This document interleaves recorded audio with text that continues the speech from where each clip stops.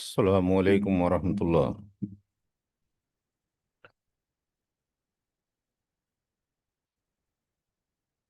अल्हम्दुलिल्लाहि रब्बिल आलमीन वस्सलातु वस्सलामु अला रसूलिल अमीन।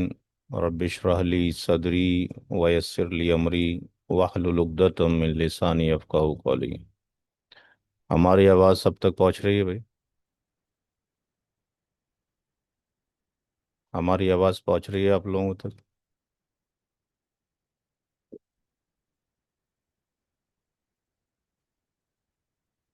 किसी की आवाज़ रिप्लाई नहीं आ रही है। जी, आ रही है आपकी आवाज़। आज का जो टॉपिक है वो दो टॉपिक का डिस्कशन है। किसी डॉक्टर शबाना आज़मी, कैमरा खुला है, बंद कर दें उसको, अपने कैमरे को।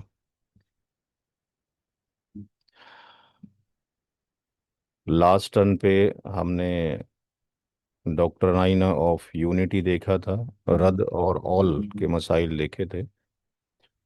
आज का जो टॉपिक है वो मुनासखा है। मुनासखा का मतलब है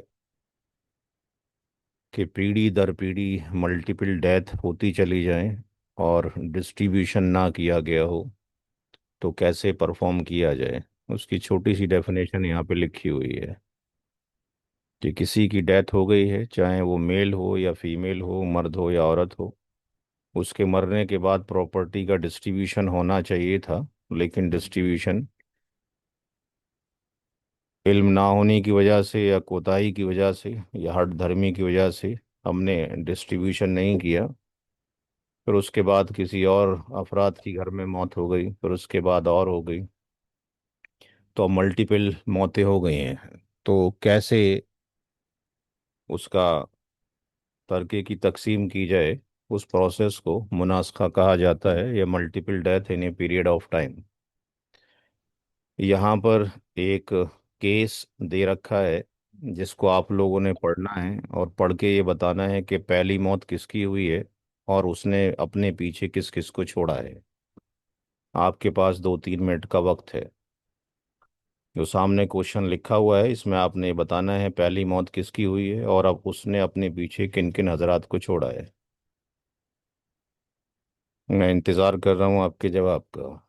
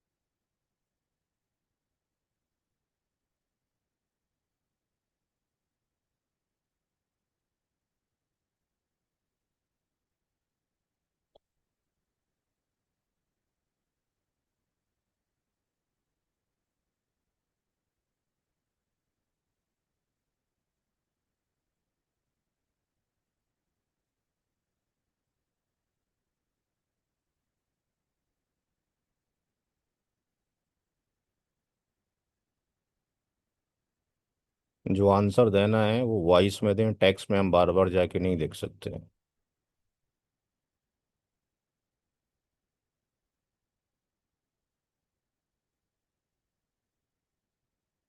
जो भी आंसर देना चाहते हैं, क्वेश्चन ये पुटअप किया गया है। क्वेश्चन नंबर 1 में कुछ टेक्स्ट लिखा हुआ है, कुछ लोगों की मौतें हुई हैं, कुछ लोगों को पीछे छोड़ा गया है। पहली मौत किसकी हुई है, कितने लोगों को छोड़ा है, दूसरी मौत किसकी हुई है, उसने कितने लोगों को छोड़ा है।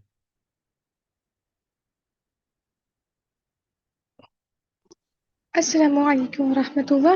वालेकुम इसमें सलाम।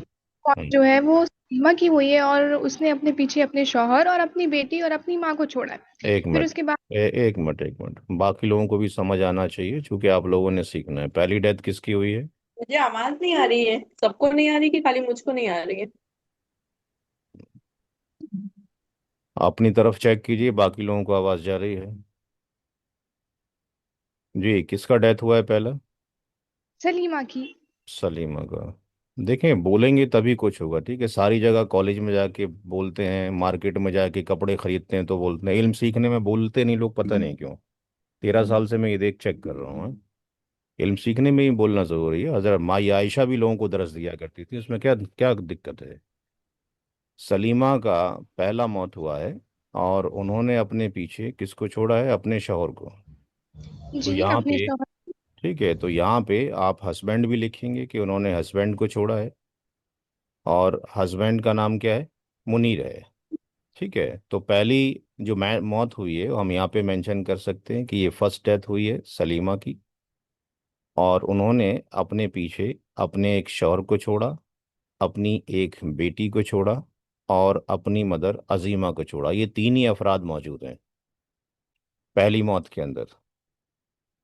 दूसरी मौत जो हुई है किसकी हुई है? दूसरी जो मौत हुई है वो करीमा की हो गई है। और उन्होंने अपने पीछे जो है अपने खालिद और हामिद जो बेटे हैं उनको, और एक जो बेटी है उनको छोड़ा है।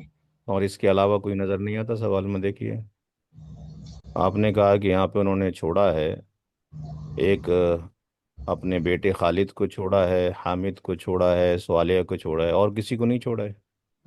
क्या करीमा का कोई और रिलेटिव नहीं है पूरे सवाल के अंदर? अगर ऊपर जाके देखते हैं तो गौर कीजिए, सारे लोग भाई, सबके लिए ही सवाल है। उनके हस्बैंड, किसके हस्बैंड?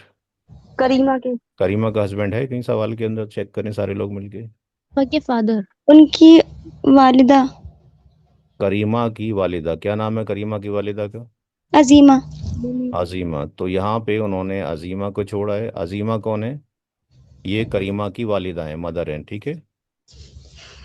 किसकी मदर है? करीमा की मदर है, या मदर उसकी है सलीमा की है? सलीमा की मदर हुई ना? करीमा की मदर है अजीमा, या सलीमा की मदर है? सलीमा की। सलीमा की। तो करीमा की क्या बनेंगी? नानी। नानी। तो सबसे पहला रूल ये है कि अगर आपको, भाई ये वीडियो खुला है डॉक्टर शबनम आजमी साहब का, उसको प्लीज़ बंद कर लें, अच्छा नहीं लग रहा है। वीडियो को बंद करें डॉक्टर शबाना आजमी, बहुत बहुत शुक्रिया। तो यहाँ पे हमें सबसे पहले ये पता होना चाहिए किसका रिलेशन किसके साथ में। अगर रिलेशन ही नहीं पता होगा तो हम अंडरस्टैंड ही नहीं कर सकते, ठीक है। तो यहाँ पे करीमा की जो मौत हुई है, करीमा ने अजीमा को छोड़ा है, और अजीमा कौन है? नानी है, ठीक है। अजीमा कौन है? नानी है, यानी मैटरनल ग्रैंड मदर है। और किसको छोड़ा है करीमा ने अपने पीछे? यानी चौथे नंबर फादर को। फादर को। किसके फादर? करीमा के फादर करीमा के मुनीर। फादर, जो कि हस्बैंड मुनीर हैं। अब वो मुनीर कौन है? उसके फादर हैं, ठीक है। तो ये हमें पता होना चाहिए, क्योंकि सवाल हम डायरेक्टली अगर कोई पुटअप कर रहा है फिर तो क्लियर हो जाता है, लेकिन जब केस रियल केस स्टडीज होती हैं तो हमें ये भी देखना होता है कि पीछे जो अफराद थे उनमें से अगर कोई बचा है तो किसका क्या बन रहा है और क्या नहीं बन रहा है, ठीक है।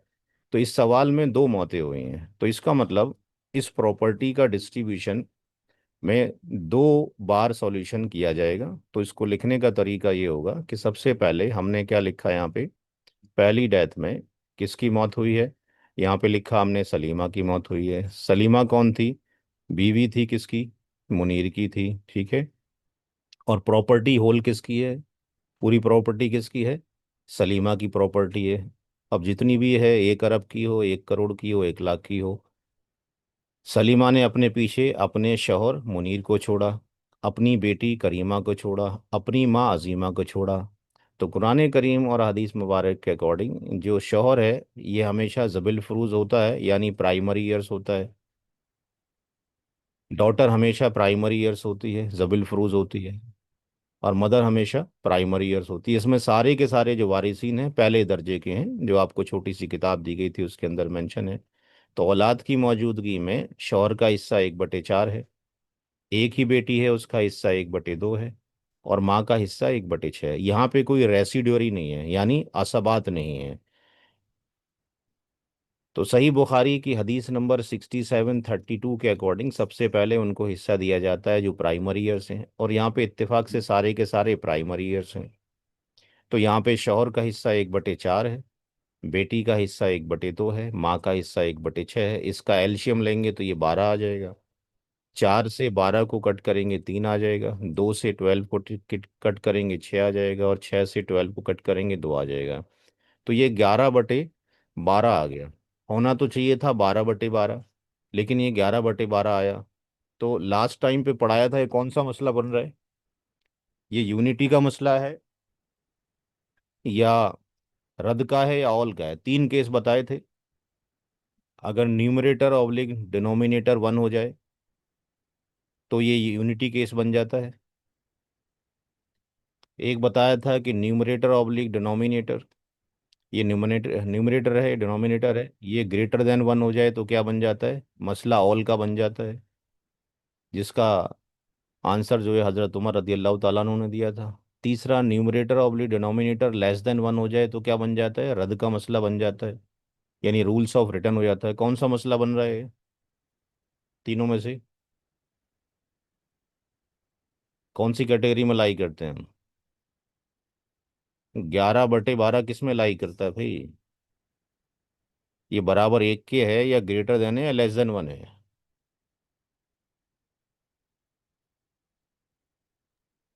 इसमें क्या दिक्कत हो रही है भाई? 24 लोगों में से एक भी अफराद को नहीं पता कि कम है या ज्यादा है? कम है, लेस देन। लेस देन है। Less than. Less than 1। भाई जब तक ये नहीं सीखेंगे, ये इतना टफ मैथ तो नहीं है। आप किसी भी दुकान पे जाएं 100 रुपये लेके, और वहां से एक दूध की थैली अगर लेकर आते हैं आधा लीटर की, और वो अगर 34 रुपए की है, तो कितने पैसे वापस लेके आएंगे भाई 100 रुपये में से? हाँ जी। चलो 50 रुपए की दूध की थैली है, कितने रुपए लेकर आएंगे वापस? जी, ये भी नहीं पता किसी को? 50। तो इसमें क्या दिक्कत है बताइए? अब हमने तो खुद मुश्किल बना दिया दीन को बेवजह। हम लोग इल्ज़ाम लगा रहे होते हैं दीन मुश्किल है, दीन तो आसान है। हम ना समझना चाहते हैं ना पढ़ना, इसमें क्या मुश्किल की बात है भाई? 2/2 होगा तो एक हो जाएगा, 1/2 होगा तो कम हो जाएगा, 5/2 होगा तो ज़्यादा हो जाएगा। जब तक आप खुद मेहनत नहीं करेंगे कोई काम थोड़ी होने वाला है।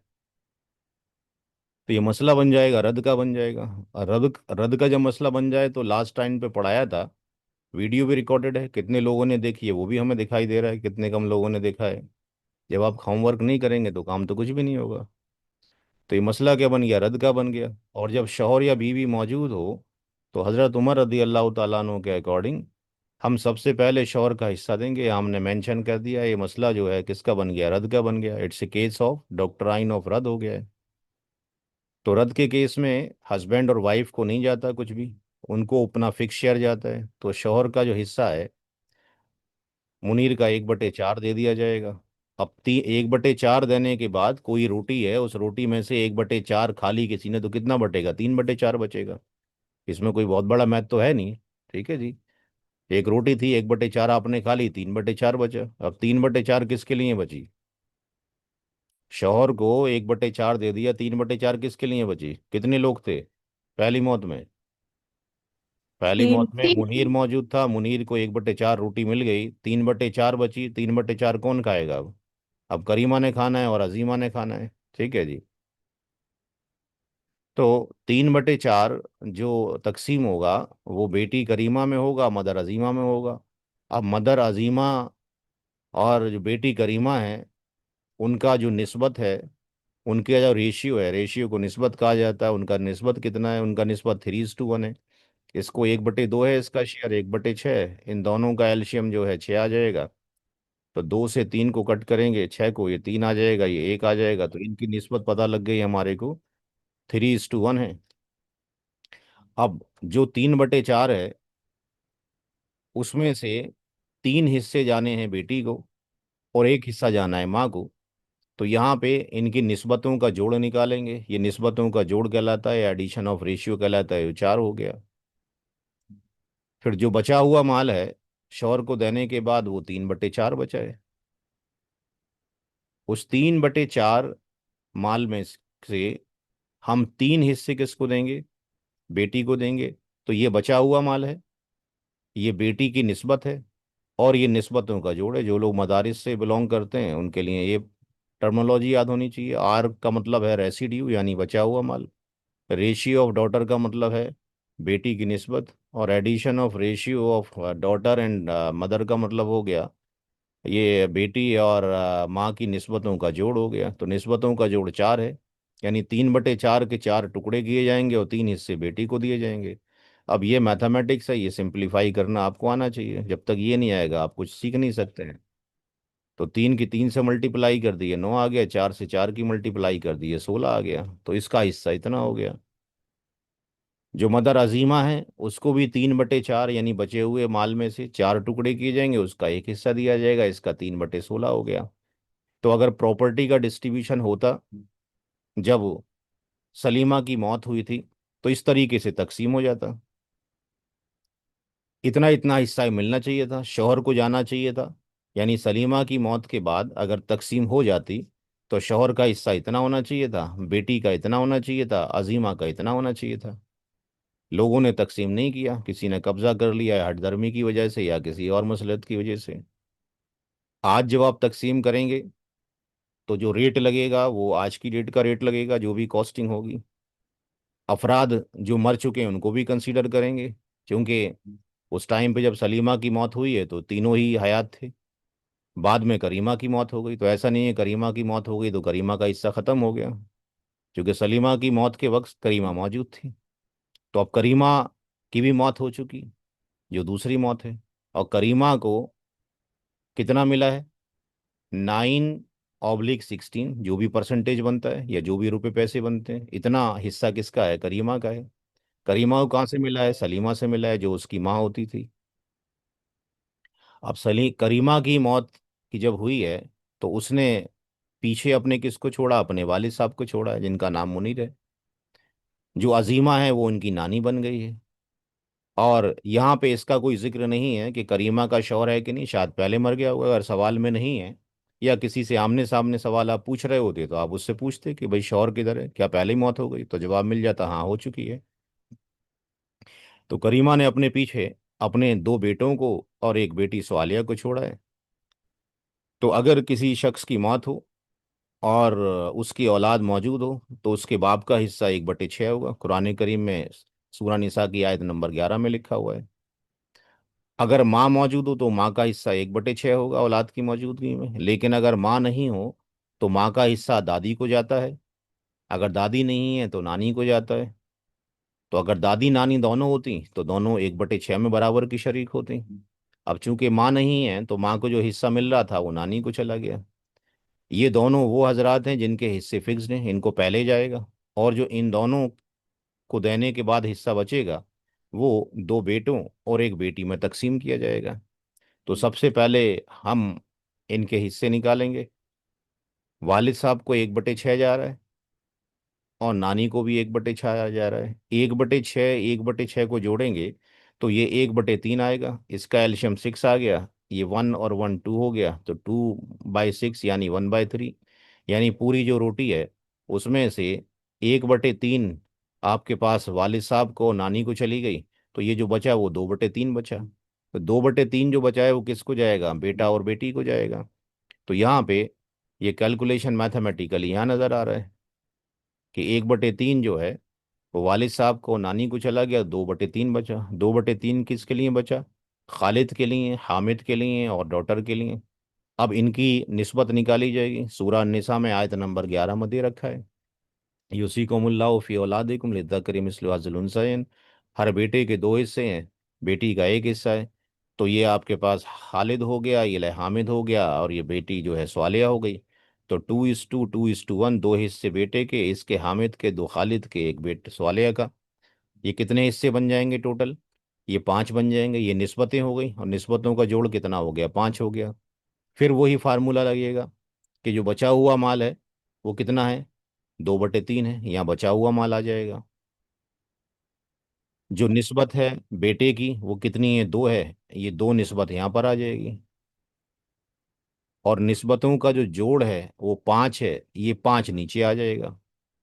तो इसको जब हम सिंपलीफाई करेंगे तो हम ये देखेंगे कि यहाँ पर 2/3 बचा हुआ माल है, उसके 5 टुकड़े किए गए और 2 टुकड़े जो है किसको दे दिए गए? खालिद को दे दिए गए। 2 से 2 की मल्टीप्लाई कर दिया, ये 4 आ गया। और 3 से 5 की मल्टीप्लाई कर दिया, 15 आ गया। इसी तरीके से यही हिस्सा हामिद का भी निकलेगा, हामिद को भी 4/15 जाएगा। जब बेटी सोहालिया की तरफ जाएंगे तो 2/3 बचा हुआ माल था, 5 डिवीजन किए थे और एक हिस्सा सोहालिया को गया, यानी 2/15 इसको चला गया। तो ये तो कैलकुलेशन हुआ जो कि करीमा की प्रॉपर्टी से था। लेकिन करीमा को प्रॉपर्टी कितनी मिल रही है या कितना पैसा मिल रहा है अपनी वालिदा से? 9/16 मिल रहा है। तो अब ये फिर मैथ का फार्मूला आ गया। एक किताब आपके ग्रुप में शेयर मैंने करवाई थी हारिस नदवी साहब से, सिराजी से पहले रियाजी, उसमें सारे यही फार्मूले मैंने दिए हैं ताकि लोग वहाँ समझ सकें। उसकी वीडियो भी मौजूद है, वीडियो का लिंक भी शेयर किया गया है।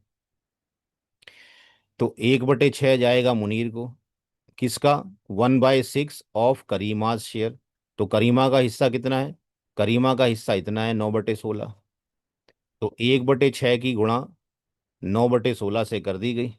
अब इसको आप काट सकते हैं, 3 से काटेंगे, 3 दूनी 6 और 3 तिया 9।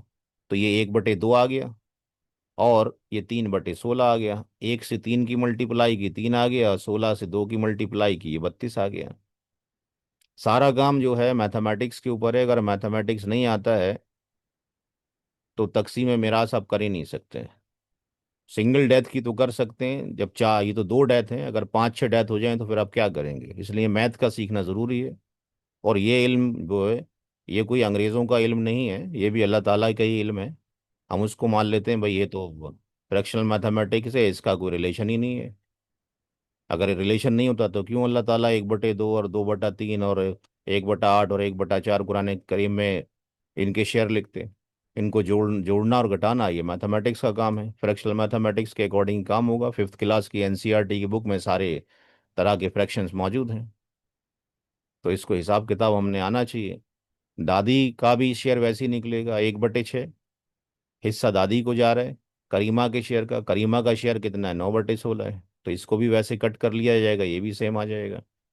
अब जो खालिद का है, खालिद को कितना शेयर जा रहा था? 4/15। किसके? करीमा के हिस्से का। अब करीमा का जो हिस्सा है वो कितना है? 9/16 है। ये कहाँ से मिला है? उसको अपनी अम्मा से मिला है। अब इसको काट देंगे यहाँ से। अब यहाँ से 4 × 4 और ये 4 × 16, यानी ये 1 आ गया यहाँ पर और ये नीचे ये 4 आ गया। अब ये वाला जो पार्ट कैसे आया? ये 3 तिया 9, ये 3 आपके पास आ गया और ये 3 × 5 = 15। तो 3 की टेबल में ये आ गया, तो हमें पहाड़े भी याद होने चाहिए। तो ये 1/5 हो गया और ये 3/4 हो गया। इसकी मल्टीप्लाई करेंगे नीचे, ये 3/20 हो जाएगा। आपके बैच में जो है बिल्कुल भी सुकून नहीं है। आ रहे हैं लोग, जा रहे हैं, किसी को समझ में आ रहा है कि नहीं आ रहा है, ये कोई अच्छी बात नहीं है।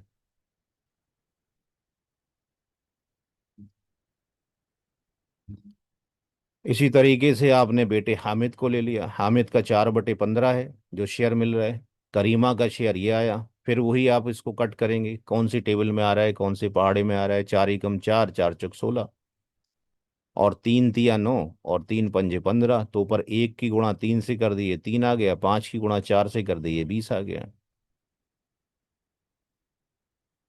और स्वालिया जो बेटी है उसका जो शेयर है वो 2/15 है। अब 2/15 किसका? करीमा के हिस्से का। करीमा का हिस्सा ये है, फिर आप उसको डिवीजन करेंगे। 2 × 1 = 2 और 2 × 8 = 16 और 3 × 3 = 9 और 3 × 5 = 15। तो 1 की 3 से मल्टीप्लाई कर दीजिए, ये 3 आ गया। और 5 की 8 से मल्टीप्लाई कर दिया, ये 40 आ गया। 5 × 8 = 40 आ गए। तो जो दूसरी जो मौत हुई, उस दूसरी मौत की जो समरी रही, जितनी बड़ी हमने की है ऊपर, उसका समराइजेशन ये हो गया। यानी जो फाइनल या खुलासा जिसको आप कहें, मुनीर को 3/12 मिल रहा है। किससे? करीमा से। अजीमा जो नानी है उसको 3/32 मिल रहा है। खालिद को 3/20, हामिद को 3/20, स्वालिया को 3/40। अब इसमें से कुछ अफराद ऐसे हैं इनको 2-2 बार मिला है। किस किस को 2-2 बार मिला है हिस्सा?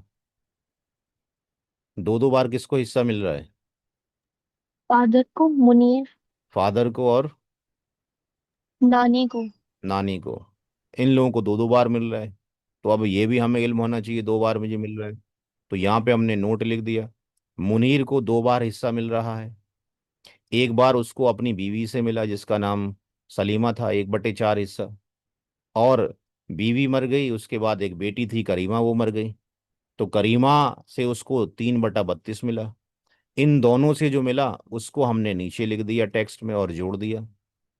1/4 प्लस 3/32, एलशियम 32 आ जाएगा। 4 8 जा 32, ऊपर चूंकि एक ही है तो 8 ही आ जाएगा। यहाँ पर ये 32 से 32 कट करेंगे 1 आ जाएगा, ऊपर 3 वाली वैल्यू ये आ जाएगी। तो यानी इसका पूरा हिस्सा जो हो गया मुनीर का, पूरी प्रॉपर्टी में जो सलीमा की थी, 11/32 हो गया। और जो अजीमा है उसको भी 2 बार हिस्सा मिल रहा है। तो अजीमा को जो 2 बार हिस्सा मिल रहा है, एक तो अपनी उससे बेटी सलीमा से मिल रहा है 3/16। और फिर अजीमा को हिस्सा मिल रहा है किससे? करीमा से। और करीमा कौन है? मैटरनल ग्रैंड डॉटर है, यानी नवासी है। क्योंकि करीमा कौन बन जाएगी? नवासी बन जाएगी, ठीक है ना, करीमा नवासी बन जाएगी। और नानी को हिस्सा जा रहा है अजीमा को, तो ये 3/32 जा रहा है। इन दोनों को ऐड कर लिया, इन दोनों को आपने ऐड किया, तो इनका एडिशन आपके पास ये आ गया, 16 दूनी 32। यानी यहाँ पर ये नीचे 32 है, 32 से 16 को डिवाइड किया 2 आ गया, और 2 से मल्टीप्लाई 3 का कर दिया, ये 6 आ गया। ये 9 ऑब्लिक कितना हो गया? 32 हो गया। अब जो वारिसीन बचे हैं, कौन कौन बचा है? अब आखिर में आप ये नहीं लिखेंगे इस सवाल में। अगर आप इसको फादर लिखते हैं तो कहीं इसका ये शौहर भी है। अगर मदर को यहाँ पे अजीमा को मदर लिखते हैं तो कहीं ये नानी भी है, ठीक है ना। खालिद को लिखते हैं नवासा, तो कहीं ये बेटा भी है। तो फाइनल आंसर में इसमें कोई एहतराम की ज़रूरत नहीं है, यहाँ पे नाम लिखना है क्लियरली, मुनीर है, अजीम है, खालिद है, हामिद है, स्वालिया है। तो यहाँ पे मुनीर को इतना हिस्सा मिला, अजीम माँ को इतना मिला। अब कभी वो दादी बनी, कभी वो माँ बनी, या कभी वो शौहर बना मुनीर, कभी वो बाप बना। खालिद को इतना मिला, इन सब को जोड़ दिया गया, इन सब का एल्शियम ये आ गया। अब एल्शियम निकालने का तरीका वही है कि 32 है, यहाँ 32 है, और ये आपके पास 20 है, 20 है, 40 है। इसको आप 2 से काटते रहिए, 2 से काटिए, फिर आगे कट करते रहिए, कट करते रहिए जब तक कि वो कट ना हो जाए पूरा। वो वैल्यू इतनी आ जाएगी। या आपके पास कैलकुलेटर मौजूद है, आप साइट पे चले जाएंगे, मैं साइट दिखा देता हूँ, वहाँ पे जाके आप लिखेंगे एलसीएम कैलकुलेटर, वहाँ से आप निकाल सकते हैं आसानी से। फिलहाल तकसीम मिराज करना अनपढ़ लोगों का काम नहीं है। जिनको मैथ नहीं आता हो उनको मैं अनपढ़ बोल रहा हूँ, क्योंकि बिना मैथ के काम नहीं हो सकता है। एलसीएम कैलकुलेटर पे आप चले गए, यहाँ चले जाइए, सारी चीज़ें आज की डेट में अवेलेबल हैं, आप ये इनकार नहीं कर सकते कि हम नहीं सीख सकते हैं, ठीक है ना। चैट जीपीटी मौजूद है, उसको बोल सकते हैं कि भाई ये नंबर है, जरा बताओ इसका एलसीएम क्या होगा, वो बता देगा। रिसोर्सेज आपको पता होने चाहिए। तो यहाँ पर कितना है? 32 32 20 20 40। इन वैल्यूज़ को आप यहाँ लिख दो, 32 32 20 20, और ये 40, ये वैल्यूज़ आपने यहाँ लिख दी। 32 32 20 20 40 ये आपने यहाँ लिख दी, और यहाँ पे आपने कैलकुलेट पे क्लिक कर दिया। ये नीचे एलसीएम लिखा हुआ आ गया, आपको दिखाई दे रहा होगा, 160 आ गया। यही 160 आपके पास एलसीएम ही आ गया। अब जो 160 आया, यहाँ पर कैलकुलेटर हमने ले लिया, ये कैलकुलेटर रहा। और यहाँ से ये जो 160 है, इस 160 को डिवाइड कर दीजिए 32 से। 32 से आपने इसको डिवाइड किया, ये कितना आया? 5 आया। 5 जो आया उसकी मल्टीप्लाई ऊपर 11 है, उससे 11 से मल्टीप्लाई कर दीजिए, ये 55 आ गया। इसी तरीके से ये 160 से जब आपने इसको डिवाइड किया 32 से, तो 5 आया। और इसके ऊपर कितना? 9 है, इसकी मल्टीप्लाई आपने 9 से कर दी, तो ये 45 आ गया। इसी तरीके से आपने 160 को डिवाइड किया कितने से? 20 से, तो कितना आया? 8 आया। ऊपर कितना है? 3 है, 3 से मल्टीप्लाई कर दिया है, 24 आ गया। इसी तरीके से लास्ट 160 को आपने डिवाइड किया 40 से, तो ये 4 आ गया। 4 की मल्टीप्लाई ऊपर 3 है, 3 से कर दिया, ये 12 आ गया। इन सब को आपने जोड़ लिया, ये भी 160 हो गया, ये भी 160 हो गया। तो इस केस में जो ये मुनास्खा का था, या multiple death in a period of time था, इसमें हम ये कहेंगे कि पूरी जायदाद के कफन दफन कर्ज और वसीयत निकालने के बाद जो प्रॉपर्टी बची उसमें 160 हिस्से किए जाएंगे, जिसमें से 55 हिस्से किसको जाएंगे? मुनीर को। 45 हिस्से किसको जाएंगे? अजीमा को। 24 हिस्से किसको जाएंगे? खालिद को। 24 हामिद को। 12 स्वालिया को। तो एक तरीका तो ये है। दूसरा, अगर इस नंबरिंग में नहीं करना चाहते हैं तो दूसरा तरीका ये है कि आप यहाँ पे कैलकुलेटर पे चले जाएं, परसेंटेज बेस निकाला जा सकता है कि ये 11/32, 11/32 मल्टीप्लाइड बाई आपने ये 100 कर दिया, तो पूरी प्रॉपर्टी जो है उसमें से मुनीर को कितना परसेंट जा रहा है वो हम यहाँ पे लिख सकते हैं। तो मुनीर को जो जा रहा है वो जा रहा है 34.375% जा रहा है। दूसरा देखते हैं। दूसरा है 9/32 मल्टीप्लाइड बाई 100, ये जा रहा है 28 पॉइंट, ये जा रहा है किसको? अजीमा को जा रहा है। ये हमने पहला पहला लेटर ले लिया है। अजीमा को जा रहा है 28.125%। अब जो भी ज़मीन हो या जो भी करेंसी हो उसको इस परसेंटेज के हिसाब से दे दिया जाएगा। तीसरा जो है 3/20 है, 3/20 है मल्टीप्लाइड बाय 100 है, ये 15% जा रहा है, यानी 15% खालिद को जा रहा है और 15% हामिद को जा रहा है, यानी 15% जा रहा है। और इसको भी 15% ही जा रहा है। और जो स्वालिया है उसको कितना जा रहा है? 3/40 मल्टीप्लाइड बाय 100, ये कितना जा रहा है? 7.5 जा रहा है, यानी इसको 7.5 जा रहा है। इन सबको जोड़ेंगे तो ये 100% हो जाएगा। वहाँ से जोड़ लीजिए। 34.375 इसको गया, इसको मुनीर को गया।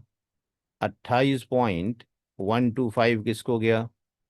ये जो है अजीमा को गया। 15% हामिद को गया। 15% किसको गया? खालिद को गया। और सवालिया को कितना गया? 7.5% गया। ये प्रॉपर्टी 100% इस तरीके से तकसीम हो गई। ठीक है।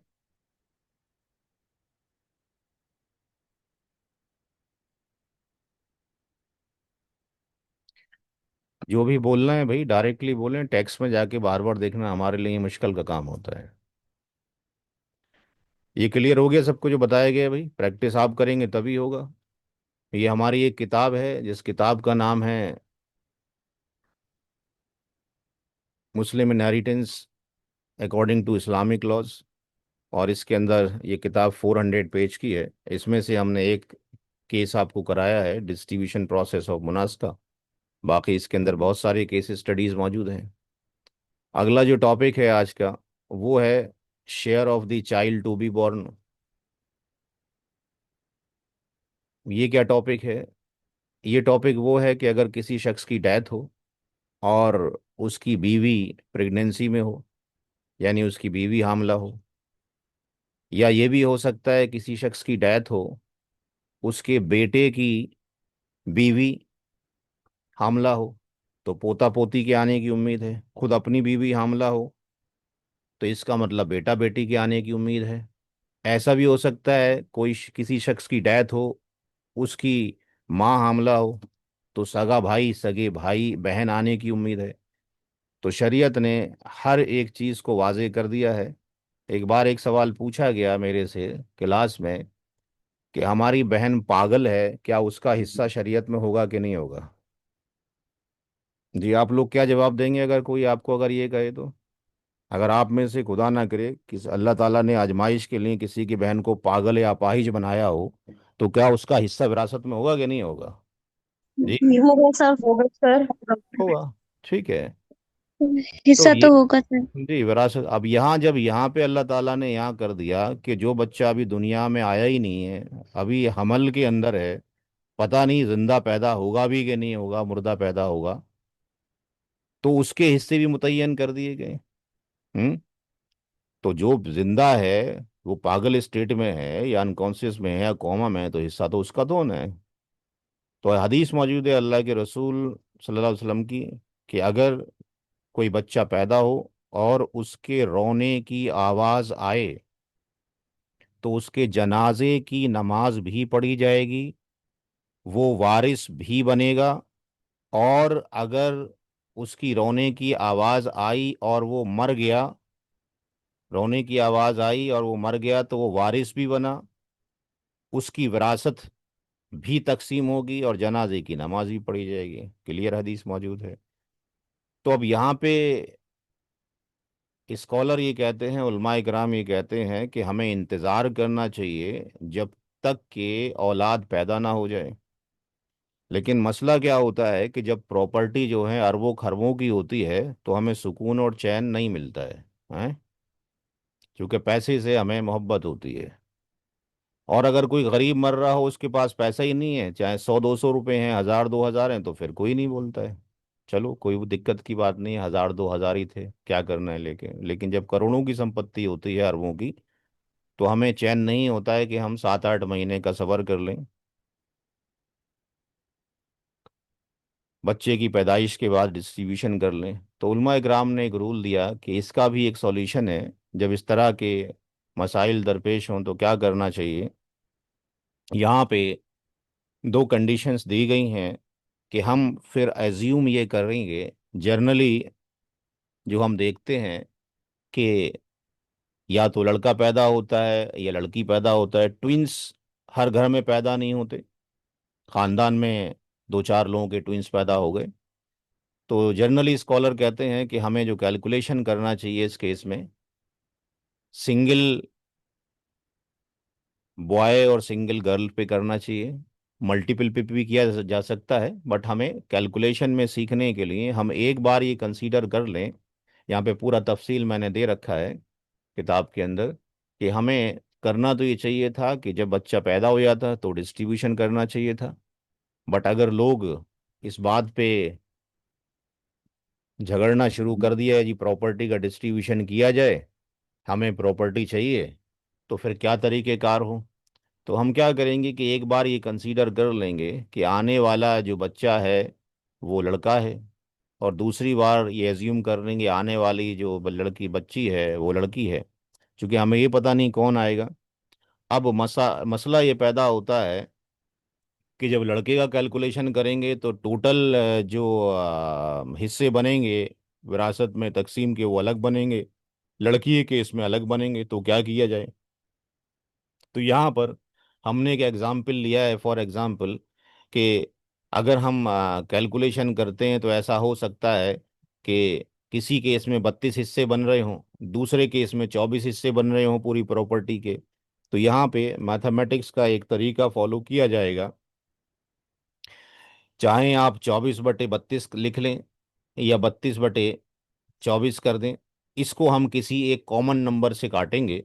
तो यहाँ पर ये 32 और 24 को जो हम काटेंगे, किस कौन सी टेबल में आ रहा है, 32 और 24, 8 की एट के टेबल में आ रहा है मैक्सिमम, ठीक है ना। तो 8 से काटते हैं तो ये 4 टाइम्स चला गया, ये 3 टाइम्स चला गया। जब ये चला गया तो इसका ये आ गया रेशियो या निस्बत। अब इसको क्या कर देंगे, it's a trick, it's a आपके पास क्रॉस मल्टीप्लाई कर देंगे। जब क्रॉस मल्टीप्लाई कर देंगे तो दोनों साइड में हिस्से क्या हो जाएंगे, बराबर हो जाएंगे। दोनों साइड में हिस्से क्या हो जाएंगे, बराबर हो जाएंगे। इधर भी 96 हो जाएंगे, लड़के के केस में भी और लड़की के केस में भी 96 हिस्से हो जाएंगे। अब हम क्या करेंगे कि दोनों ही केस के अंदर हम कैलकुलेशन करेंगे और कम से कम हिस्सा उन वारिसों को दे देंगे जो अभी जिंदा हैं, हयात हैं, और एक हिस्सा महफूज कर लेंगे उसके लिए जो आने वाली औलाद है, पता नहीं वो लड़का होगा या लड़की होगा, और उस हिस्से को महफूज कर दिया जाए उस शख्स के पास जो कि अमानतदार हो, जहां से वापस भी लिया जा सके। सबसे बड़ा मसला यही है। तो यहाँ पे एक सवाल दे रखा है, इसको पढ़िए, 2-4 मिनट इस पे लगाइए और देखिए कि सवाल क्या कहता है।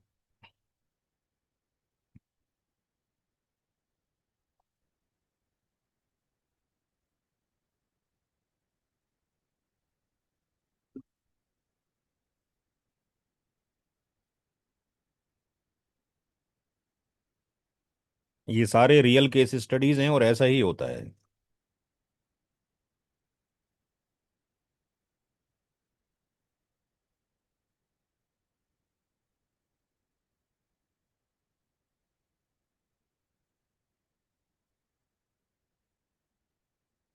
किसकी मौत हो रही है यहाँ पे?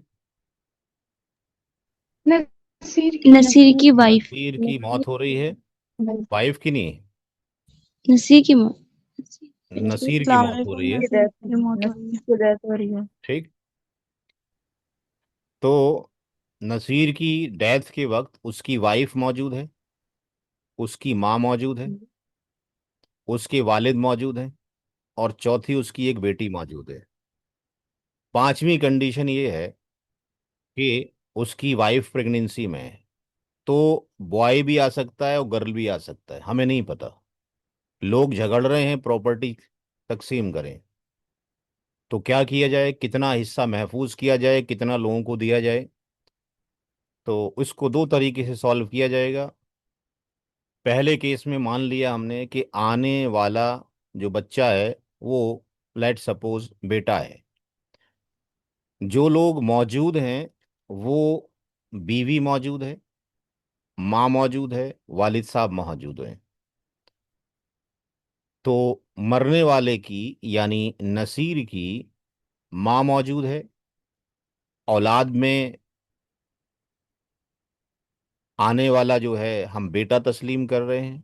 वालिद साहब का हिस्सा 1/6 होगा औलाद की मौजूदगी में, माँ का हिस्सा 1/6 और बीवी का 1/8। तो सबसे पहले जो जबिल फरूज हैं जिनके हिस्से फिक्स्ड हैं, प्राइमरी ईयर्स हैं, उनको हिस्सा दे दिया जाएगा। इन तीनों का हिस्सा 1/8, 1/6, 1/6 जोड़ने के बाद 11/24 आता है। तो इसका मतलब 24/24 होता तो कुछ नहीं बचता, 11/24 है, यानी ऊपर न्यूमरेटर कम है, डिनोमिनेटर ज्यादा है, तो इसका मतलब कुछ बच रहा है। तो जो बच रहा है वो बेटा बेटी में तकसीम होगा, और बेटा बेटी में 2:1 के अकॉर्डिंग तकसीम होगा। यहाँ सीवी भी लिखा है, चाइल्ड टू बी बॉर्न, जो कि बच्चा पैदा होगा। तो 13/24 बचा हुआ माल है जो बेटा बेटी में तकसीम होगा। तो हमने माना है कि आने वाला बेटा है, तो दो हिस्से इसको जाएंगे, बेटी को एक हिस्सा जाएगा। यानी 13/24 के तीन टुकड़े किए जाएंगे, और तीन टुकड़ों में से दो टुकड़े, दो हिस्से किसको जाएंगे, बेटे के जाएंगे। यानी 13/36 हिस्सा बनेगा बेटे का। और इसी तरीके से हम ये निकालेंगे कि बेटी को कितना जाएगा। 13/24 बचा हुआ माल है, तीन हिस्से किए गए, एक हिस्सा बेटी को जाएगा, यानी 13/72। तो यहां पर जो total share of all inheritors हो गया सारे वारिसीन का, माँ का हिस्सा कुरान करीम में फिक्स्ड है 1/8, बीवी का 1/8, माँ का 1/6, वालिद साहब का 1/6। ये हमने कैलकुलेशन किया अकॉर्डिंग टू द इस्लामिक शरिया, इस्लामिक कानून वरासत के अकॉर्डिंग ये कैलकुलेशन किया। इन सब का फिर एलसीएम निकाला, ये 72 आया। 8 की टेबल में 72 9 बार जाता है। फिर ये 6 से 72 12 बार कट जाएगा, समझिए 36 से 2 बार कटेगा, 2 की मल्टीप्लाई 13 से करेंगे 26 आ जाएगा। तो पहले वाले केस में हम ये देख रहे हैं कि अगर हम ये तस्लीम करते हैं कि आने वाली औलाद बेटा है, तो पूरी प्रॉपर्टी के कितने हिस्से बनेंगे, 72 हिस्सों में प्रॉपर्टी तकसीम होगी। अभी आया नहीं है, सब कैलकुलेशन ऑन दी पेपर चल रहा है। पहले वाले केस में 72 हिस्से होंगे, जिसमें से 9 हिस्से माँ बीवी को जाएंगे, 12 हिस्से माँ बाप को, 26 हिस्से आने वाले बेटे को, 13 हिस्से बेटी को जाएंगे, अगर बेटा आता है तब। दूसरी कंडीशन है बेटी की, मान लीजिए आने वाला जो प्रेगनेंसी में जो बच्चा है वो बेटी है, तो बीवी, माँ और बाप तो पहले से मौजूद है, लेकिन एक बेटी है, एक बेटी और आ रही है। कुरान करीम में है कि अगर दो या दो से ज्यादा बेटियां हो जाएं तो वो 2/3 में बराबर की शरीक होंगी। इसलिए हर एक का हिस्सा कितना हो जाएगा, 1/3, 1/3 हो जाएगा। दो बेटियों का 2/3 है, तो हर एक का 1/3, 1/3 हो जाएगा। बीवी का हिस्सा 1/8 है, माँ का हिस्सा 1/6 है। और जब औलाद में केवल बेटियां ही हों, तो वालिद साहब को दो तरीके से हिस्सा मिलता है, 1/6 तो प्राइमरी ईयर्स की तरह से, और वालिद साहब जो है रेसिडुअरी भी होते हैं, असबा भी, नफसी भी होते हैं। तो अगर माल बचता है तो बचा हुआ माल भी वालिद साहब को जाता है, जब बेटियां ही होती हैं। और अगर बेटा होता है तो वालिद साहब को 1/6 ही मिलता है। अब यहाँ पे दोनों का हिस्सा निकाल लिया गया, सबका हिस्सा, ये बीवी का, ये माँ का, ये बाप का। दो बेटियों का 1/3, 1/3। अब जब इसको किया तो इसका एलसीएम कितना, जब कभी भी 1/8 आता है तो जनरली एलसीएम 24 ही आता है। 8 से इसको डिवाइड किया, 8 × 3 = 24, 4 × 6 = 24, 4 × 6 = 24, 3 × 8 = 24, 3 × 8 = 24, इन सबको जोड़ दिया गया, दैट इज 27/24। ये ग्रेटर देन 1 है कि लेस देन 1 है?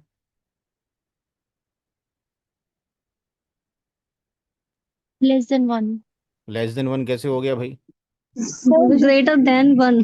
ग्रेटर देन 1 हो गया, एक से ज्यादा हो गया, ये मसला किसका बन गया? ऑल का बन गया। ठीक है जी। तो पूरी प्रॉपर्टी के कितने हिस्से होंगे? हमने बताया था कि भाई इसको यहाँ से हटा दिया जाएगा और 27 यहाँ रख दिया जाएगा, तो पूरी प्रॉपर्टी कितने हिस्से होने? 27 हिस्से होने हैं। तो इस केस में, पहले वाले केस में कितने हिस्से हो रहे थे? पहले वाले केस में कितने हिस्से हो रहे हैं? जब बेटा आ रहा है तो 72 हिस्से, और जब बेटी आ रही है तो पूरी प्रॉपर्टी कितने हिस्से हो रहे हैं? 27 हिस्से। तो यहाँ पे बेटी के केस में 27 हिस्से हो रहे हैं, इसमें बीवी को 3 हिस्से जाएंगे, माँ को 4, बाप को 4, बेटी को 8 और आने वाली बेटी को 8। अब यहाँ पर दोनों केसेस में अगर हम देखें, बेटे के केस में पूरी प्रॉपर्टी 72 हिस्सों में तकसीम हो रही है और बेटी के केस में 27 हिस्सों में। तो फिर कम ज्यादा कैसे दें भाई? ये तो बड़ा मसला पड़ गया। तो तरीका क्या बताया गया कि कैसे भी लिख लें इसको, चाहे 27/72 लिख दें या 72/27 लिख दें। कौन सी टेबल में सारे के आ रहे हैं? 27/72 किस में आता है? 27 और 72 कौन सी टेबल में आते हैं? 2 की टेबल में, 3 की टेबल में, 4 में, 5 में, 6 में, किस में 9। आते हैं? 9 में। ठीक है, 9 की टेबल में आ रहे हैं। तो 9 की टेबल में आ रहे हैं, तो यहाँ पे हमने उसको लिख भी दिया और दिखा भी दिया कि 9 की टेबल में आ रहे हैं। 9 से काट दिया आपके पास, और ये सारे की सारी जो वैल्यू है अगर हम देखते हैं, तो ये 8:3 का रेशियो आपके पास आ गया। ठीक है, अब 8:3 का रेशियो आ गया, इनकी क्रॉस मल्टीप्लाई कर दीजिए। ये इसलिए किया जा रहा है ताकि लड़का और लड़की के केस में दोनों शेयर क्या हो जाएं? बराबर हो जाएं। अब क्या करना पड़ेगा इस केस में कि जो केस वन था लड़के का, वाले केस में हर एक इंडिविजुअल शेयर को 3 से मल्टीप्लाई कर दीजिए और लड़की वाले में 8 से कर दीजिए। तो यहाँ पे एक टेबल फॉर्म हो गई आपकी आंखों के सामने। ये केस 1 जो था वो लड़के का था और केस 2 था लड़की का था। इसमें हर एक को 3 से, यानी 72 इससे पहले हो रहे थे लड़के के केस में, इसको हर एक को 3 से मल्टीप्लाई कर दिया, 216 बन गए। और लड़की के केस में बनने थे 27 हिस्से, उसको 8 से मल्टीप्लाई कर दिया, 216 बन गए। अब यहाँ पे उलमा इकराम ये कहते हैं कि यहाँ पे दोनों ही केस के अंदर हम इन वाले हिस्सों को नहीं लेंगे अब। ठीक है जी, हम किसको लेंगे? इस वाले हिस्से को देखेंगे। अब यहाँ मुझे बताइए कि माँ को कम हिस्सा कितना जाएगा? कम से कम हिस्सा दे दिया जाएगा। माँ को लड़के के केस में भी हिस्सा मिल रहा है, बेटी के केस में भी हिस्सा मिल रहा है, दोनों कैलकुलेशन कर लिए, किस केस में माँ को हिस्सा कम जा रहा है? बेटी। हाँ, तो सर कम सेकंड केस में। सेकंड केस में तो माँ को कितना जा रहा है? 24। तो जो वाइफ है, वाइफ को कितना हिस्सा देंगे? 24 कम से कम। माँ को कितना हिस्सा देंगे कम से कम? लोएस्ट शेयर दिया जाएगा, जो कम हिस्से हैं वो देंगे। अगर किसी को ज्यादा दे दें तो मसला ये कि वापस कैसे लेंगे उससे? आज की डेट में कोई तैयार नहीं है देने के लिए। तो कम से कम हिस्से दे दिए जाएं, बाकी महफूज कर लिया जाए। इतना हिस्सा तो जाना ही जाना है कम से कम, चाहे लड़का हो कि लड़की हो। तो कम हिस्सा माँ को कितना जा रहा है? 32 है 36? 32। 32 था। तो 32 माँ को दे दिया जाए, फिर वाले साहब को ही 32 दे दिया जाए। अब यहाँ पे बेटा है और बेटी है, यहाँ पे आने वाली बेटी और बेटी है। अभी जो मौजूद है अगर हम देखते हैं, तो यहाँ पे बेटी को कितना दिया जाए जो मौजूद है? क्योंकि अभी तो बेटी ही मौजूद है ना 39। आपके पास। हमारे पास बेटी ही मौजूद है ना, बेटा तो मौजूद नहीं है ना आपके पास। जो सीबीबी है वो आने वाली औलाद है। हमारे पास जो मौजूद है वो कौन मौजूद है? बेटी। सवाल में एक बेटी मौजूद है ना आपके पास, बेटा तो नहीं है ना। तो जो बेटी मौजूद है उसको कम हिस्सा कितना जा रहा है? 39। 39। 39। तो बेटी को हम 39 दे दें, तो इतने हिस्से हम देंगे, बाकी महफूज कर लेंगे। तो टेबल नंबर 2 में हमने क्या किया कि यहाँ पे कम हिस्से दे दिए, लोएस्ट शेयर को हमने क्या कर दिया? पेड करना है, बाकी को महफूज करना है। तो बीवी को 24 हिस्से, माँ को 32 हिस्से, वालिद साहब को 32, बेटी को 39। तो 216 में से 127 जो हिस्से थे वो हमने डिस्ट्रीब्यूट कर दिए, 89 को महफूज कर लिया। यानी कुछ मसला हमने हल कर लिया, जो हिस्से लोगों के बन रहे थे वो दे दिए, 89 को महफूज कर लिया। अब इस 89 का डिस्ट्रीब्यूशन होगा कि कौन आ रहा है, लड़का आ रहा है कि लड़की आ रही है। तो यहाँ पे हमने मेंशन किया कि अब 89 कैसे डिस्ट्रीब्यूट किया जाए। तो यहाँ पे लिख दिया कि अगर आने वाला बेटा है तो टेबल वन और केस वन में अगर हम जाते हैं, टेबल वन और केस वन में, तो आने वाले बेटे को कितने हिस्से जाएंगे? 78। हमारे पास कितने महफूज हैं शेयर? 89। 89 मौजूद है, राइट। अगर बेटा मौजूद होता है, आता है, आने वाला पैदा होता है, तो उसको 78 जाएंगे। अब बाकी किसको जाएंगे? बेट हमने कितने दिए माँ को, बीवी को कितने दिए हमने? 24। बीवी को हमने 24 ही दिया ना कम से कम, तो कितना और देना जी। पड़ेगा बीवी को? 3 और 3 और देना 3। पड़ेगा। माँ को कितना दिया? 32, कितना और देना पड़ेगा? 4। 4। 4। इसी तरह वालिद साहब को भी 4 और देना पड़ेगा। इस तरीके से कंप्लीट हो जाएगा। तो यहाँ पे ये चीज मेंशन की गई है कि अगर बेटा आता है तो 78 उसको दे देंगे। वाइफ को चूंकि 24 दे चुके हैं, 3 देना पड़ेगा। मदर को 32 दे चुके हैं, 4 देना पड़ेगा। वालिद साहब को 32 दे चुके हैं, 4 देना पड़ेगा। इस तरीके से तकसीम होगा। अगर बेटी आई तो टेबल वन और केस टू ये कहता है कि आने वाली जो बेटी है उसको 64 हिस्से जाएंगे। टेबल वन और केस टू में 64 हिस्से जाएंगे। तो हमारे पास तो 89 महफूज हैं। फिर बाकी का क्या होगा? तो बाकी का क्या होगा? तो यहाँ पे जो बेटी आएगी उसको 64 जाएंगे। तो बेटी की केस में क्या मुझे बीवी को कुछ देना पड़ेगा? 24 तो मैं पहले ही दे चुका हूँ। नहीं। नहीं देना पड़ेगा, क्योंकि 24 ही जाने हैं बेटी के केस में। माँ को कुछ देना है? माँ को भी कुछ नहीं देना है। वालिद साहब को भी कुछ नहीं देना है। हाँ, अब जो पहली वाली बड़ी वाली बेटी है उसको हमने 39 दिए थे, तो 64 इसको देने के बाद बाकी किसको दे देंगे? जो बड़ी वाली बिटिया है उसको दे देंगे। तो यहाँ पे ये हमने मेंशन कर दिया कि 64 चले जाएंगे जो लड़की छोटी अभी पैदा हुई है, और जो बड़ी वाली बिटिया है उसको 25 चले जाएंगे। इस तरह से 89 पूरे कंज्यूम हो जाएंगे। ये पूरा खुलासा हो गया कि पूरी प्रॉपर्टी के इस केस में 216 हिस्से किए गए। पैदाइश से पहले सीबीबी, चाइल्ड टू बी बॉर्न, पैदाइश से पहले हमने 24 हिस्से माँ को दे दिए, बीवी को 32 32 जो है माँ बाप को दे दिए, 39 बड़ी वाली बिटिया को दे दिए, और 89 को महफूज कर लिया। जब बेटा पैदा हुआ तो 78, इस 89 में से 78 हिस्से उसके हवाले कर दिए गए, उसके अकाउंट में डाल दिया गया, ट्रांसफर कर दिया गया। 3 हिस्से बीवी को दे दिए गए, 4 4 माँ बाप को दे दिए गए। और अगर डॉटर पैदा हुई तो हमने 64 हिस्से आने वाली बिटिया को और 25 हिस्से उसको बड़ी वाली को दे दिए। तो ये जो तरीका है, इस तरीके से ये हल किया जाएगा। और इसमें भी बहुत सारी केस स्टडीज मौजूद है। तो आज के फिलहाल यही 2 टॉपिक थे। कल टाइम पे सारे ज्वाइन करें। आज भी 10 मिनट लोगों ने लेट किया है। और पहली क्लास में माशाल्लाह 60 लोग थे, और अभी 22 लोग हैं। ये हमारा इंटरेस्ट है, कैसे काम चलेगा। कल का जो हमारा टॉपिक रहेगा, 2 टॉपिक रहेंगे। एक, ये कहा जाता है कि इस्लाम ने जुल्म किया है, औरत को कम हिस्से दिए हैं, औरत को हमेशा कम हिस्सा मिलता है। तो इसके ऊपर हम कल डिस्कशन करेंगे। क्या वाकई में औरत को कम हिस्सा मिलता है, या हमने हमने ही जुल्म कर रखा है, हम ही नहीं देना चाहते हैं। तो ये हमारी एक किताब है जिसका नाम है inheritance shares of Muslim women. कहाँ गई? Inheritance share of Muslim women. नहीं, ये नहीं है, ये रही है। तो ये बुक है। इस बुक में हमने 4 चैप्टर लिए हैं, 4 बाब हैं इसके अंदर।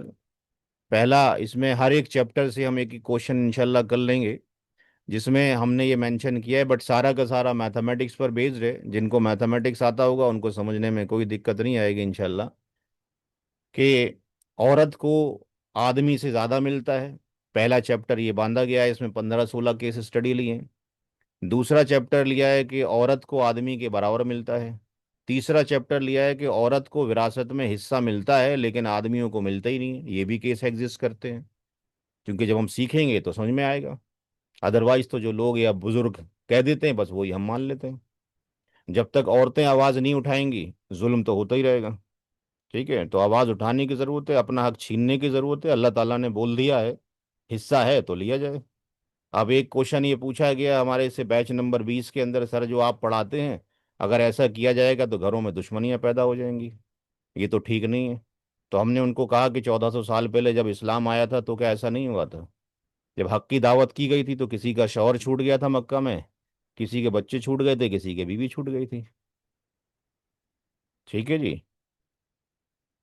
तो अल्लाह ताला का कानून है, कानून को अप्लाई करो आप। रिजल्ट तो मरने के बाद ही मिलना है हमारा, है, we are in the examination centre सारे के सारे। फिर एक शेयर ये है कि औरत को आदमी से कम मिलता है। हमें सिर्फ एक ही स्टोरी पता है, क्योंकि यही सिखाई जाती है और यही पढ़ाई जाती है और इसी पे चर्चे होते हैं। बाकी इन तीनों पे चर्चा होता ही नहीं है कभी। तो ये इंशाल्लाह इस किताब में कल देखेंगे, चारों के चारों हम। फिर एक चैप्टर हम ये देखेंगे कि ये कहा जाता है कि पोतों के ऊपर जुल्म किया गया है, पोतों को हिस्सा विरासत में नहीं मिलता है। और ये भी आम मशहूर बात है। हमने कुछ फोल्डर आपकी तरफ भेजे थे, नदवी साहब की तरफ, फोल्डर मिल गए आपको? फोल्डर की सॉफ्ट कॉपी मिल गई? पोते पोते की मीरास में रुकावट कौन, बेटा या बेटी या दोनों ही? मिल गए हैं सबको? जी। जी सर मिला। जिनको ना मिले हो वो नदवी साहब से कांटेक्ट करें, उनको भेज दिए गए थे सारा। इस किताब के अंदर कल ये भी डिस्कशन करेंगे, कल हमारी लास्ट क्लास होगी। एक मिनट, अभी खुल रहा है, वेट करें। पोता और पोती को तकरीबन 47 तरीके से, 47 तरीके से हिस्सा मिलता है। इस किताब के अंदर हमने share of grand son grand daughter, question number 1 से लेके और क्वेश्चन नंबर ये तकरीबन 53 तक हमने दिए हैं। इतने तरीके से हिस्सा जा रहा होता है। जिस तरीके से नहीं जा रहा है वो एक ही तरीका है। तो उसमें आपको ऑप्शन दिए गए हैं कि दादा ने इल्म सीखना चाहिए था, सबके लिए इल्म आया था सीखने के लिए, ना कि मौलाना हजरात के लिए, ना कि आलिमा के लिए, हैं, ना फाजिला के लिए, सबको सीखना था। कुरान सबके लिए आया था, क्यों नहीं पढ़ा आपने? तो वहां पर हम अगर उसको पढ़ते तो हमें ये पता लग जाता कि बेटे की मौजूदगी में पोते को हिस्सा इसलिए नहीं जाएगा क्योंकि अल्लाह के रसूल सल्लल्लाहु अलैहि वसल्लम ने इरशाद फरमाया कि सबसे पहले हिस्सा जबिल फरूज को जाएगा जो प्राइमरी ईयर से, और उसके बाद करीब तरीन असबा को जाएगा। आपका बेटा भी मौजूद हो, आपका पोता भी मौजूद हो, तो करीब तरीन कौन है, बेटा है कि पोता है? जी। बेटा। बेटा बेटा। बेटा है तो बेटे को जाएगा।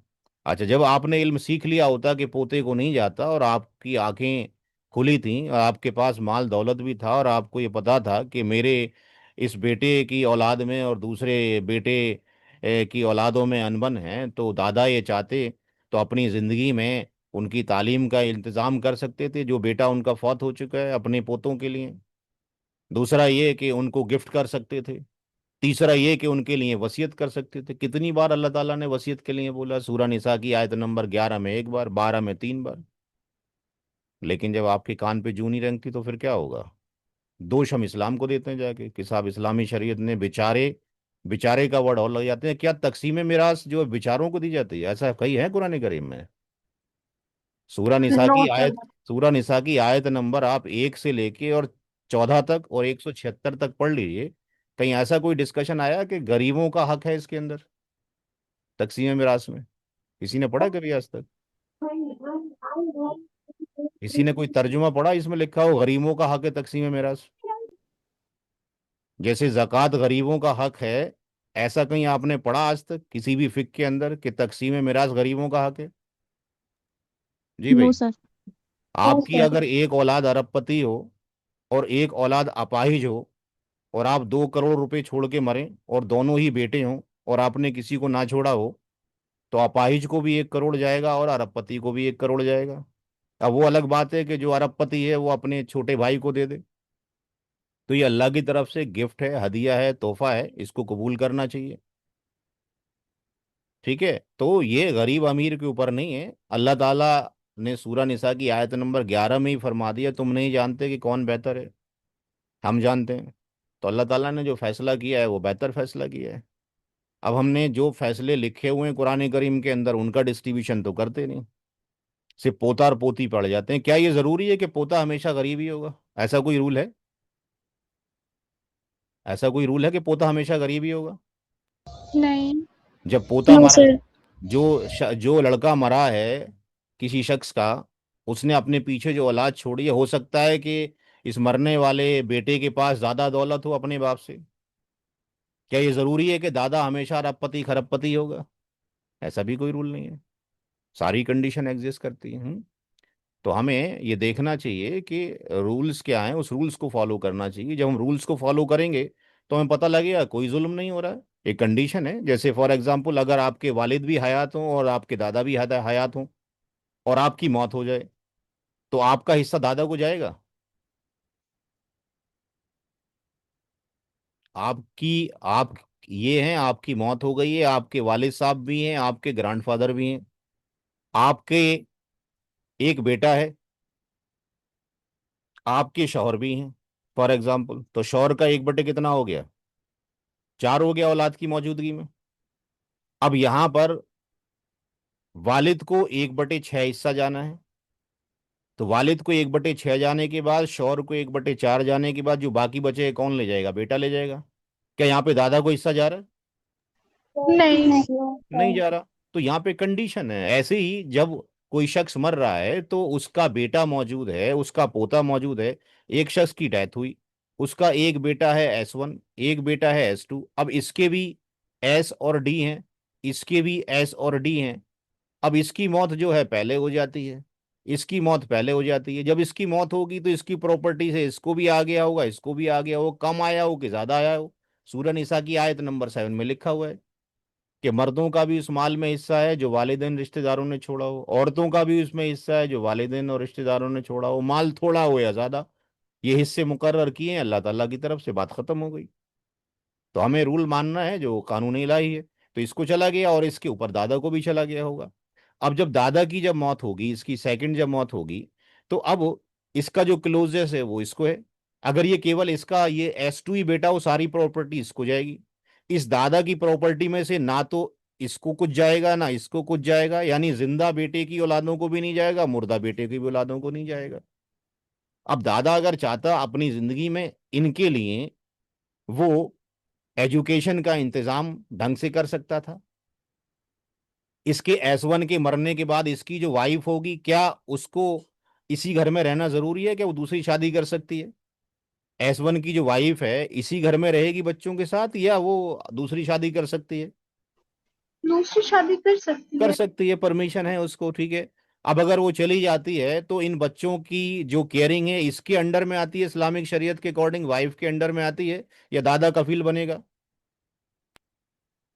दादा का। दादा कफील बनेगा इस्लामिक शरीयत, तो दादा को केयर करना था। अब अगर दादा मर जाए तो कौन केयर करेगा इनकी? कौन रेस्पॉन्सिबल है? चाचा। चाचा। तो फिर चाचा जवाब दे होगा। अगर ये केयर नहीं करता है तो ये कयामत के दिन जवाब दे होगा। ठीक है। तो हमारे पास बहुत सारी कंडीशन थी। वालिद साहब उसको जो दादा थे उसको एजुकेशन का जिंदगी में इंतजाम कर सकते थे, गिफ्ट दे सकते थे, कोई मना नहीं करता आपको, वसीयत एक तिहाई तक कर सकते थे। लेकिन हमारे पास तीन ऑप्शन थे, तीनों ही हमने जीरो कर दिए। तो फिर खताकार कौन है? इस्लामिक शरीयत तो नहीं है, हम ही खताकार हैं। अब मसला ये है कि अवेयरनेस नहीं है। आप लोगों ने जितने भी क्लास में हैं, किसी की एज 20-25 साल भी होगी, किसी की 50 साल भी होगी, कोई 60 साल की क्लास भी ले रहा होगा। आप मुझे बताएं कि जुमे के जो खुतबे होते हैं, कभी आपने अपनी लाइफ में स्पेसिफिक खुतबा सुना है तकसीम मिराज के ऊपर किसी ने? No sir. अभी क्लास में जो प्रेजेंट हैं कितने लोग हैं बताओ? अभी 18 लोग मौजूद हैं इंक्लूडिंग, 18 लोग मौजूद हैं। 18 में से किसी एक ने भी सुना है तकसीम मिराज के ऊपर खुतबा जुमे का किसी भी मसाजिद में? No sir. तो अब ये कमी किसकी है? सर हमारी। ये हमारी भी कमी है। जो मसाजिद में मिंबर से उलमा इकराम दर्स दे रहे हैं उनकी भी कमी है। ये जो मसाजिद के जो अथॉरिटी हैं, जो कमेटीज हैं, उनकी भी कमी है। तो आपको आवाज़ उठानी चाहिए मिलके भाई। हर एक, हम जैसे मल्टीपल जमातें अलग अलग काम कर रहे हैं। तबलीग जमात एक अलग काम कर रही है, अहले हदीस अपनी जोन में काम कर रही है, इस्लामी जमात अपने में काम कर रही है। बट यहाँ पर जो तकसीम मिरास है, इसमें तो कोई कॉन्फ्लिक्ट नहीं है ना, इसमें भी कोई कॉन्फ्लिक्ट है? आप कोई भी मकतब फिक्र का कुरान उठा लीजिए, क्या कोई कॉन्फ्लिक्ट है इसके अंदर? किसी शेयर के अंदर कहीं पे भी नहीं है। तो हम इतना तो कर सकते हैं कि सारे उलमा इकराम मिलकर एक प्लेटफॉर्म पे नहीं आ सकते क्या? क्या कोई ऐसा मंच, ऐसा प्लेटफॉर्म नहीं आ सकता कि भाई जितने भी हम देखते हैं कि नातिया मुशायरे होते हैं, या आपके पास और मुशायरे होते हैं, या मल्टीपल तरह की मजालिस होती हैं, कभी आपने सुना है कि एक ही प्लेटफॉर्म पर सारे ही मकातिब के उलमा इकराम बैठे हों और वो तकसीम मिराज की नातें पढ़ रहे हों और उसके ऊपर डिस्कशन और डिबेट्स हो रहे हैं? कभी होता है ऐसा? कभी नहीं। तो हमें अवेयरनेस करने की जरूरत है, टू मच अवेयरनेस चाहिए। नहीं तो अगर ये यूनिफॉर्म सिविल कोड आ जाएगा तो क्या होगा फिर क्या होगा? ये वैसे ही होना है जैसे कि पिछले दोनों पहले केसेस में तलाक का मसला सुना होगा आप लोगों ने, हर एक नहीं सुना होगा ना? तीन जी तलाक, सर। जी सर।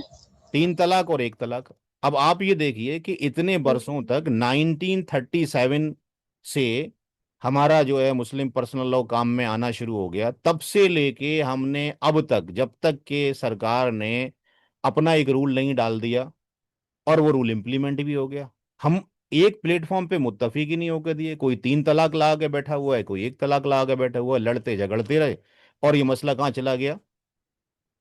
किधर चला गया? राजनीति में चला गया। ठीक है जी। अब आप, इतने कोर्ट के अंदर केसेस हो गए हैं कि हस्बैंड तलाक देना चाहता है, वो दे ही नहीं रहे, उसने बीवी को अलग छोड़ दिया है। क्योंकि हमारे पास कितने लॉयर्स हैं जो साथ में काम कर रहे हैं, वो कह रहे हैं कि अनवर साहब अब जो है और मुसीबत खड़ी हो गई है।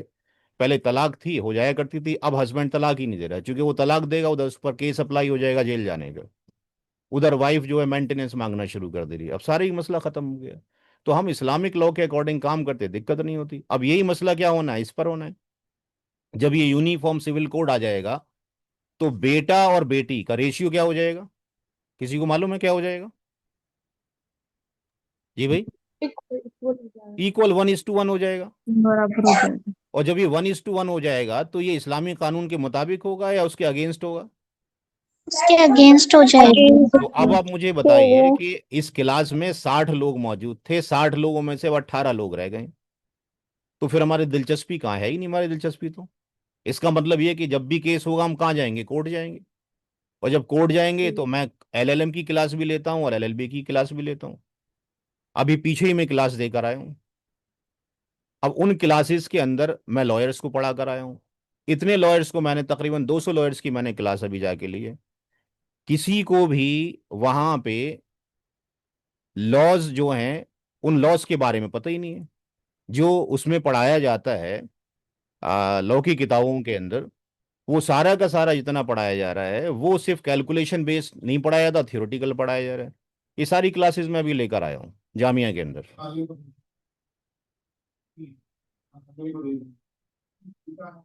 ये सारे एलएलबी और एलएलएम वाले स्टूडेंट हैं। ये अभी क्लास हुआ है कुछ दिन पहले। ये मैं हूँ, ये प्रोफेसर आपके पास गुलाम यजदानी साहब हैं। तो यहाँ पर भी जो पढ़ाया जा रहा है वो सारा का सारा थ्योरेटिकल बेस्ड पढ़ाया जाए, कैलकुलेशन बेस्ड है ही नहीं। सारे मसाइल हम किससे हल करवाते हैं? वकीलों से हल करवाते हैं। ये सारी फैकल्टीज बैठी हुई हैं इधर जो क्लास ले रही हैं। अब हमें भी नहीं आता ढंग से, जिनके पास हम जाते हैं लॉयर्स के पास उनको भी नहीं आता, तो फिर कैलकुलेशन कैसे होगा? जैसे वो चाहते हैं मनमानी करके, जैसे हम पैसा देते हैं। अगर हम जो पैसा वकील को ज़्यादा दे देंगे, जिसको इस्लामिक नॉलेज ना हो, जो पैसे का ही लालची हो, वो क्या करेगा? वो फिर फैसला करेगा आपके अकॉर्डिंग, जो जिसको पैसा दे रहा होगा। तो हमें इस्लामिक शरीयत के अकॉर्डिंग कैलकुलेशन करवाना है, उसके लिए हमें इस कोर्स को सीखना ज़रूरी है। हमें 3 लोगों को इकट्ठा करना है। एक मदारिस के लोगों को इकट्ठा करना है, ठीक है जी। दूसरा ये कि जो लॉयर्स हैं उनको इकट्ठा करना है। तीसरा ये कि जिनको मैथ आता है, मैथमेटिशियन है, उनको इकट्ठा करना है। इन सबको जोड़कर एक प्लेटफॉर्म पे लाना है ताकि सिखा सकें। ऐसा नहीं है कि मदारिस के बच्चों को ही मैथमेटिक्स नहीं आता है। आपको जान के हैरत होगी, जो कॉलेज में एलएलबी कर रहे हैं उनको भी एलसीएम नहीं आता है। सबकी बात नहीं कर रहा, उसमें से भी कुछ को नहीं आता, ये हाल है। तो हमें तो दिलचस्पी से पढ़ना चाहिए, हमारा तो शरीयत का हिस्सा है। बात समझ में आ रही है आप लोगों को? तो अपनी बिल्कुल अपनी सर सही मसाजिद में, मोहल्ले में ये तो करवाइए कि भाई कभी तो प्रोग्राम, खुदा के बंदो, इस पे लॉज ऑफ इनहेरिटेंस पे, तकसीम मिराज पे कर लो। कम से कम इतना तो कर लो कि 4/11 के अंदर, 4/12 के अंदर, 176 के अंदर तकसीम मिराज में कितना किसका हिस्सा है, ये भी नहीं होकर देते। तो मैं उम्मीद करता हूँ कि भाई ये आप लोग अपनी अपनी सोसाइटी में जहाँ जहाँ पर ये मौजूद हैं इस पे प्रोग्राम करें। मेरी कोई ज़रूरत है, मैं हाजिर हूँ। मैं आज भी अपना वक्त काट के हाजिर हूँ। ठीक है ना। ये कोई मेरे उसमें शेड्यूल में शामिल नहीं था जो हारिस भाई ने ये क्लास आपकी दी है। मेरा क्लास का एक शेड्यूल है जो चल रहा होता है जनरली, जो मेरा 9 से लेके 10 PM ही चलता है। ओनली फ्राइडे चलता है, बाकी मैं अपने खाने कमाने की ज़िंदगी में बिजी रहता हूँ। फ्राइडे केवल यही रहता है। ठीक है। 21वां बैच चल रहा है, उसमें भी आप एनरोल कर सकते हैं। उसमें मैंने अभी ये नहीं पढ़ाया है जो आपको मैंने पढ़ा दिया आज, multiple death in a period of time, ये मैंने वहाँ नहीं पढ़ाया है। ना मैंने share of the child to be born वहाँ पढ़ाया है, क्योंकि वहाँ हम स्लो स्लो प्रोसीजर में जा रहे हैं। और वहाँ पर जो क्वेश्चन अभी हम करा रहे हैं, चूंकि बहुत सारे क्वेश्चन हैं, आप हमारी वेबसाइट पर जाएंगे। पिछली बार तो वेबसाइट हमारी नहीं चल रही थी। ये हमारी वेबसाइट है iirc.org.in। यहाँ पे आप जाएंगे, इसमें क्या नाम है, करिकुलम में ये सिलेबस है जो हम सिलेबस पढ़ाते हैं। अभी वहाँ पे जो चल रहा है वो हमने तकरीबन इसमें 46 क्वेश्चन कराए हैं, 44 तक, हाँ यहाँ तक 44-45 तक क्वेश्चन हो गए हैं। ये सारे क्वेश्चन हम उनको हर हफ्ते 8-10 क्वेश्चन कराते हैं, 8-10 उनको होमवर्क देते हैं, फिर उसकी कॉपी चेक करते हैं सारे लोगों की। ठीक है। इस तरीके से ये पूरा जो कोर्स है तकरीबन जो है 3 महीने में जाके ख़त्म होता है। उसके बाद हम एग्जामिनेशन ले रहे होते हैं। क्लास को भाई एंड करते हैं, और किसी ने कुछ पूछना है तो पूछ सकते हैं। क्लास